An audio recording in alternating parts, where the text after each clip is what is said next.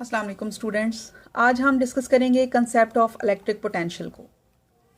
उसके लिए यहाँ हमने एक डायग्राम ड्रॉ की है जिसमें हमने दो oppositely charge parallel plates show की हैं, जिनमें से ए प्लेट के ऊपर नेगेटिव चार्ज है जबकि बी प्लेट के ऊपर पॉजिटिव चार्ज है, और इन दोनों के दरमियान जो फील्ड सेट हुई है उसकी डायरेक्शन है from positive to negative plate. और ये चूंकि इक्वली स्पेस्ड लाइंस की मदद से शो की गई है, इसका मतलब है ये एक यूनिफॉर्म इलेक्ट्रिक फील्ड है।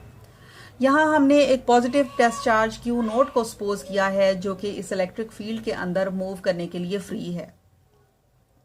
नेचुरल डायरेक्शन ऑफ मोशन इस पॉजिटिव टेस्ट चार्ज की ये होगी कि इसको पॉजिटिव प्लेट रिपेल करेगी जबकि नेगेटिव प्लेट इसको अट्रैक्ट करेगी, और ये under the electrostatic force positive से नेगेटिव प्लेट की तरफ मूव करेगा, और इस इलेक्ट्रोस्टैटिक फोर्स की वैल्यू होगी क्यू नॉट ई के इक्वल। ये चूंकि बी से ए की तरफ मूव कर रहा है तो ड्यू टू मोशन ये काइनेटिक एनर्जी को गेन करेगा। अगर हम ये कोशिश करें कि ये ए से बी प्लेट की तरफ मूव करे तो ये काम चूंकि अगेंस्ट द इलेक्ट्रिक फील्ड होगा, तो इसके लिए हमें कोई ना कोई एक्सटर्नल फोर्स इसके ऊपर अप्लाई करनी पड़ेगी, और ये एक्सटर्नल फोर्स चूंकि इसकी पोजीशन में तब्दीली का बायस बनेगी, इसलिए ये चार्ज पोटेंशियल एनर्जी को गेन करेगा। यहाँ हमने कंडीशन ये इम्पोज की है कि चार्ज को जब भी ए से बी पॉइंट की तरफ मूव किया जाएगा तो इलेक्ट्रोस्टैटिक इक्विलिब्रियम को कायम रहना चाहिए। अब इक्विलिब्रियम की जो डेफिनेशन है उसके according under the effect of many forces या तो बॉडी को रेस्ट पे होना चाहिए या फिर यूनिफॉर्म स्पीड के साथ उसको मूव करना चाहिए। यहाँ पर हम सेकेंड डेफिनेशन को यूज करेंगे कि यहाँ पर दो फोर्सेस अप्लाई होंगी।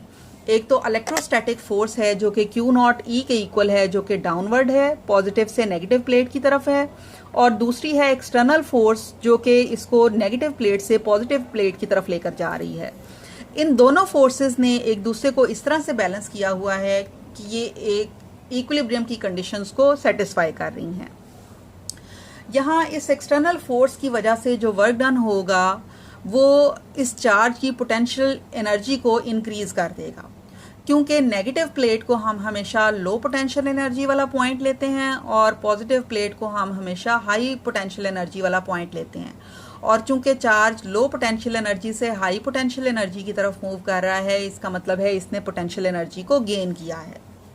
हमने ये सपोज किया है कि जो वर्क डन इस चार्ज के ऊपर होगा वो WAB है, क्योंकि हमने इसको A प्लेट से B प्लेट की तरफ लेकर जाना है, और चेंज इन पोटेंशियल एनर्जी जो है वो हमारे पास according to work energy relationship equal है डेल्टा U के।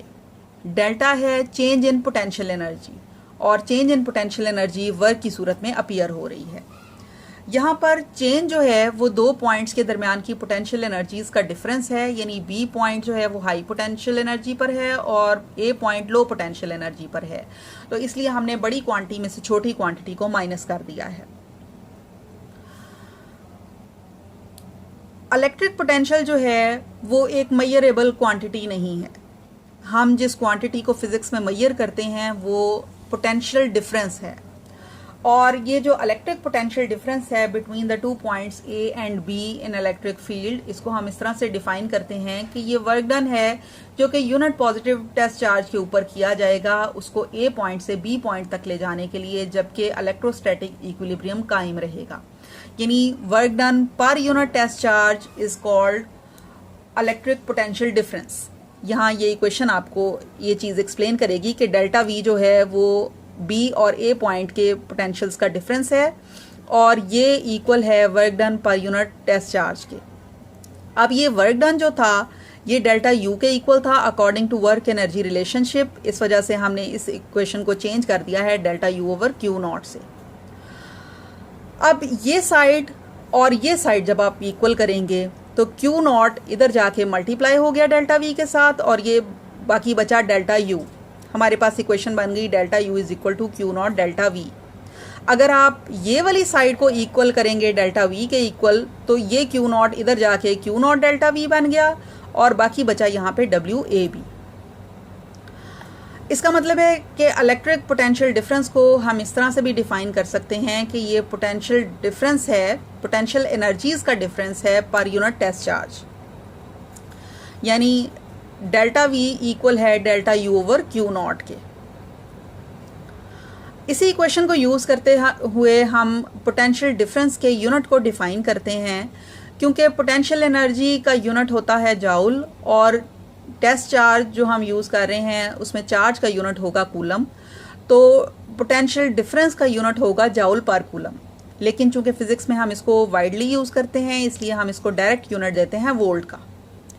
और 1 वोल्ट जो है उसकी डेफिनेशन ये है कि ये 1 जाउल ओवर 1 कूलम के इक्वल है, यानी किसी भी 2 पॉइंट का पोटेंशियल डिफरेंस हम उस वक्त 1 वोल्ट कहेंगे जबकि हम एक टेस्ट चार्ज लेंगे जिसकी क्वांटिटी होगी 1 कूलम और उसके ऊपर काम करेंगे उसे एक पॉइंट से दूसरे पॉइंट तक ले जाने के लिए, जबकि इलेक्ट्रोस्टैटिक इक्विलिब्रियम कायम रहेगा और वो काम जो हम करेंगे वो 1 जाउल का होगा।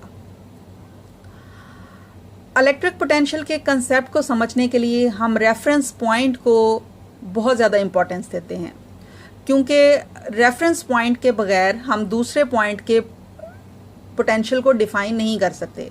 और चूंकि हम 2 पॉइंट्स का पोटेंशियल डिफरेंस फाइंड करना चाह रहे हैं तो एक पॉइंट के पोटेंशियल को हम लाजमी तौर पर 0 सपोज करते हैं। अब ये पॉइंट जो होता है ये ज़्यादातर इन्फिनिटी पर लिया जाता है, यानी वो पॉइंट जो इन्फिनिटी पर लाई करेगा उसका पोटेंशियल 0 सपोज किया जाएगा।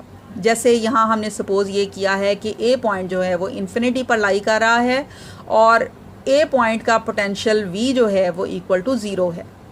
अब ये जो पिछली इक्वेशन थी हमारे पास vb minus v a is equal to डब्ल्यू a b over q nought, उसमें से वी ए वाली टर्म इक्वल टू 0 हो गई है, इसलिए बाकी बचा सिर्फ vb। और अगर हमारे पास a और b अलग अलग क्वांटिटीज़ नहीं हैं तो हम फिर सब्सक्रिप्ट्स को ड्रॉप कर देते हैं और सिंपल v को यूज़ करते हैं जो कि इक्वल है वर्क डन पर यूनिट चार्ज के। यानी इलेक्ट्रिक पोटेंशियल या पोटेंशियल डिफरेंस को जब हम डिफ़ाइन करते हैं तो वो इक्वल होता है work done in bringing a unit positive charge from infinity to any point in electric field keeping it in equilibrium. Potential हो या पोटेंशियल डिफरेंस हो, ये दोनों क्वांटिटी स्केलर हैं क्योंकि दोनों ही वर्क डन पर यूनिट चार्ज के इक्वल हैं, जिसमें से वर्क डन भी एक स्केलर क्वांटिटी है और चार्ज भी एक स्केलर क्वांटिटी है। तो जब दोनों को हम डिवाइड करेंगे तो आंसर भी एक स्केलर क्वांटिटी आएगा। That is all about today's topic. Thank you so much.